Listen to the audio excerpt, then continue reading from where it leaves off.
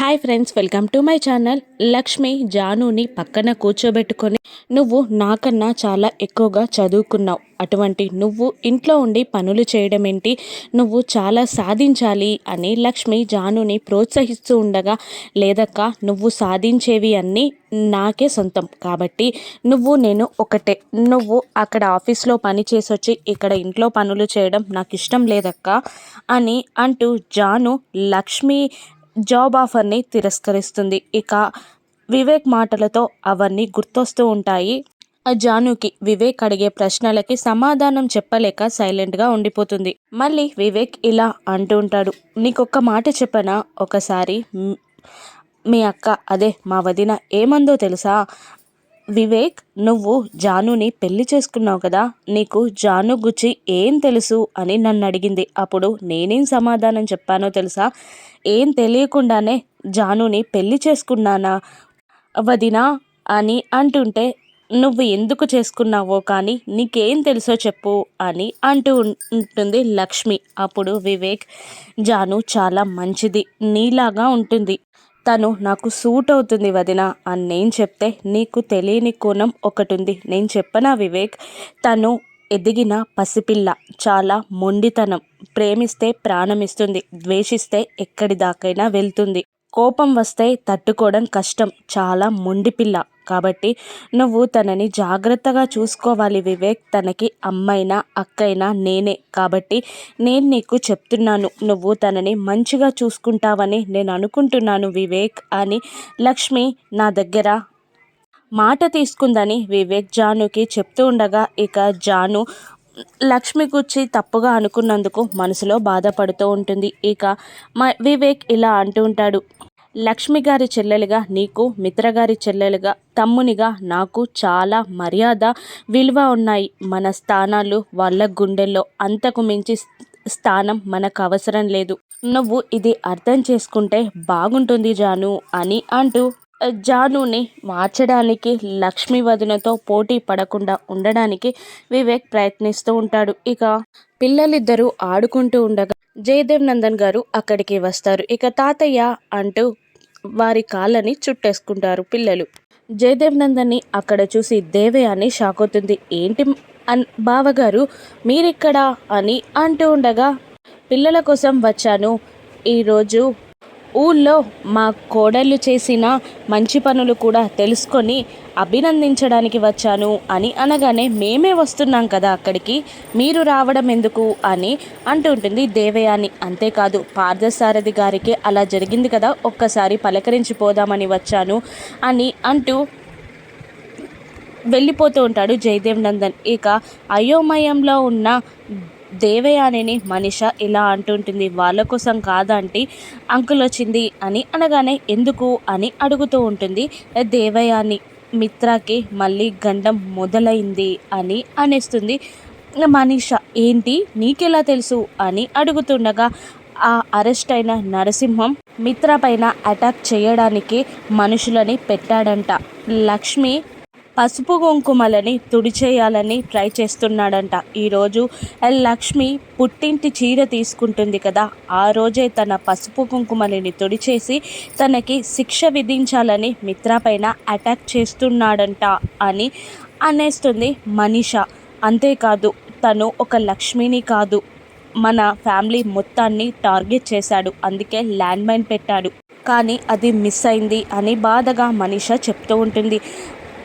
మిత్ర చనిపోతే నీకు లైఫే ఉండదు కాదు మనీషా అని అంటుండగా, అవునా ఆంటీ అని అంటూ ఉంటుంది మనీష. ఎలాగైనా మిత్రకి చెప్పి హెచ్చరించాలి అని అంటూ ఉంటుంది దేవయాని. అవును అని అంటూ ఉంటుంది మనీష. ఇక జయదేవ్ నందన్ దగ్గరికి లక్ష్మి వెళ్తుంది. ఏంటి మావయ్య గారు, మీరు చెప్పేది నిజమేనా, మిత్ర గారికి గండం మొదలైందా అని అడుగుతుండగా, అవును అని అనేస్తాడు జయదేవ్ నందన్. ఇంట్లో ఉంటే ఏం ప్రమాదం ఉండదంట, బయటికి వస్తేనే ప్రమాదం అంట అని జయదేవ్ నందన్ అనగానే, అంటే ఈ ఊరికి వచ్చినందుకు ఆయనకు గండం మొదలైందా మామయ్య గారు అని లక్ష్మి అనగానే, అందులో నీకు డౌట్ ఉందా?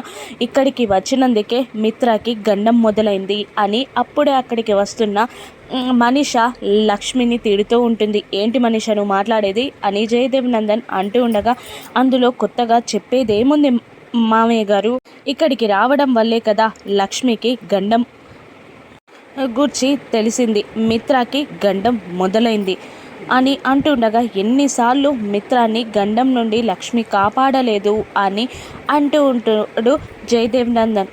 అన్నిసార్లు కాపాడిందని ఈసారి గండం మొదలైంది కూడా లక్ష్మి వల్లనే కదా అంకిల్. ఉన్నది ఉండక పక్కూరి గొడవల్లో తలదూచింది. నిన్న ల్యాండ్ మైన్తో కుటుంబం మొత్తాన్ని చంపేయాలని వాడు చూశాడు, కానీ తప్పించుకున్నాం. ప్రతిసారి అలా కుదరదు కదా. ఈసారి మిత్రాన్ని కానీ మిమ్మల్ని కానీ లక్ష్మిని కానీ ఎవరినైనా టార్గెట్ చేయొచ్చు. ఎలా కాపాడుకుంటాం? అసలే వాడు దుర్మార్గుడు అని అంటూ ఉంటుంది మనీష. ఇక లక్ష్మి జయదేవ్ నందన్తో మేము ఇప్పుడే బయలుదేరుతాం అని అంటూ, మేము గుడికి వెళ్ళి సారె తీసుకొని వస్తాం, మీరు ఇంట్లోనే ఉండండి అని అంటూ ఉంటుంది లక్ష్మి. మిత్ర గారు ఒప్పుకోరేమో అని లక్ష్మి భయపడుతూ ఉండగా, నేను ఒప్పిస్తానమ్మా అని జయదేవ్ నందన్ అంటూ ఉంటాడు. ఇక అందరూ గుడికి వెళ్ళడానికి రెడీయా, రండి అని మిత్ర పిలుస్తూ ఉంటాడు. మరోవైపు రౌడీలు మిత్ర ఇంటి ముందు దిగి, ఇదేరా మిత్ర ఉన్న ఇల్లు, ఈసారి మిస్ అవ్వకూడదు, ఎలాగైనా ఆ మిత్రని చంపేయాలి, నరసింహం అన్నకి చెప్పాలి మనం ఇక్కడికి చేరుకున్నామని అని అంటూ కానిస్టేబుల్కి కాల్ చేసి మేము ఇక్కడికి వచ్చామని నరసింహానికి ఇన్ఫర్మేషన్ ఇస్తారు, తొందరగా పని కానివ్వండి అని నరసింహం అంటూ కానిస్టేబుల్కి మొబైల్ ఇచ్చి, పక్కనున్న లాయర్ని చూడగానే మీరు స్టేషన్లో ఉండి కూడా మర్డర్లు చేస్తున్నారు, మీరు ఇలా ఉండడం మీ దురదృష్టం, మీ పక్కన ఉండడం నా దౌర్భాగ్యం అని లాయర్ అంటూ ఉంటాడు. ఇక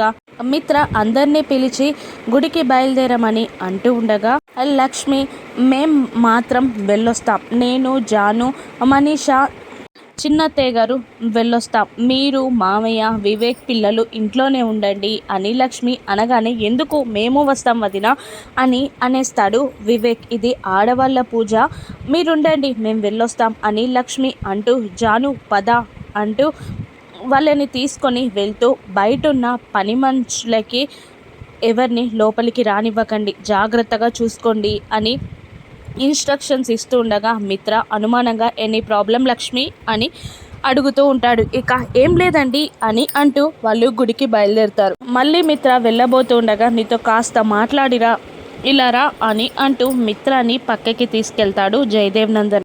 తీసుకెళ్తాడు కానీ ఏమీ మాట్లాడకుండా భయంగా సైలెంట్గా ఉండిపోతాడు. మరోవైపు గుడికి చేరిన లక్ష్మీ జానులని ప్రదక్షిణాలు చేయమంటారు పురోహితులు. ప్రదక్షిణాలు చేస్తూ ఉండగా ఇక పుట్టింటి సారెని కొంగులో పెడుతూ ఉంటారు పురోహితులు లక్ష్మీ జానులకి. మరోవైపు ఆ రౌడీలు, ఈ లక్ష్మి ఏంటి ఇంత పిచ్చి పని చేసింది అని అంటూ, ఎలాగైనా ఇప్పుడు ఇక్కడే అటాక్ చేయొచ్చు అని లోపలికి వెళ్తుండగా అక్కడున్న పని వాళ్ళు ఆ రౌడీలని అడ్డుకుంటూ ఉంటారు. ఇక ఆ రౌడీలని వాళ్ళు ఆపలేక పోతూ ఉంటారు. పని వాళ్ళని రౌడీలు చితకబాదుతూ ఉంటారు. మిత్ర అనుమానంగా జయదేవ్ నందన్ని, నాకు మళ్ళీ గండం మొదలైందమ్మా డాడీ అని అనగానే టెన్షన్ పడతాడు అతను. గుడికి వెళ్దామన్న లక్ష్మి వద్దు ఇంట్లోనే ఉండిమంది, పని వాళ్ళకి ఇన్స్ట్రక్షన్స్ ఇచ్చింది, అందుకే అనుమానంగా అడిగాను అని మిత్ర అనగానే, అవును అని అనేస్తాడు జయదేవ్ నందన్. ఇంకా ఎన్నాళ్ళు లక్ష్మి నాతో ఇలా ఇబ్బందులు పడుతుంది, ఎన్నాళ్ళు నన్ను కాపాడుతుంది అని మిత్ర బాధగా అంటూ ఉండగా, నిన్ను కాపాడుకోవడం వదిన బాధ్యతన్నయ్యా అని అంటూ ఉంటాడు వివేక్. ఇక రౌడీలు పని వాళ్ళని కొడుతున్న సౌండ్ రాగానే బయటికి వెళ్ళబోతున్న మిత్రాని జయదేవ్ నందన్ ఆపి, నేను చూసొస్తాను అని అంటూ వెళ్ళి అక్కడ పని వాళ్ళని కొడుతున్న రౌడీలని చూసి, వివేక్ తలుపులు కిటికీలు అన్నీ క్లోజ్ చేయి అని అరుస్తూ ఉంటాడు. ఇక జయదేవ్ నందన్ వివేక్ అందరూ కలిసి తలుపులని కిటికీలని క్లోజ్ చేస్తూ ఉంటారు. ఇక రౌడీలు ఆ తలుపులని తోసుకోవడానికి ట్రై చేస్తుండగా అవి ఓపెన్ అవ్వవు. ఇంటి చుట్టూ ఉన్న తలుపులని ఓపెన్ చేసిన ఫలితం ఉండదు. ఇక లక్ష్మి బయటుంది, నేను వెళ్ళి కాపాడుతాను అని మిత్ర అంటుండగా నీకే ప్రమాదం రా, ఆగు అని జయదేవ్ నందన్ ఆపడానికి ట్రై చేస్తూ ఉంటాడు. ఇక మెయిన్ డోర్ని బద్దలు కొట్టపోతూ ఉంటారు రౌడీలు. వివేక్ ఏదైనా అడ్డు పెట్టి ఆపరా అని జయదేవ్ నందన్ అనగానే ఆ తలుపు రాకుండా వివేక్ వెళ్ళి అడ్డంగా ఆపడానికి ట్రై చేస్తూ ఉంటారు. కానీ ఆ రౌడీలు తోసుకొని వచ్చేసి వివేక్ తలపై కొట్టి మిత్ర మీదికి అటాక్ చేయబోతుండగా జయదేవ్ నందన్ నా కొడుకుని ఏం చేయొద్దు అని బ్రతిమిలాడుతూ ఉంటాడు. ఇక అతన్ని కూడా తోసేస్తారు. ఇక మిత్ర ముందుకు వచ్చి ఆ రౌడీలతో పోరాడుతూ ఉంటారు. ఇక లక్ష్మి కరెక్ట్ టైంకి చేరుకొని మిత్రాన్ని కాపాడగలదా? రాను ఎపిసోడ్స్లో చూద్దాం. Thank you.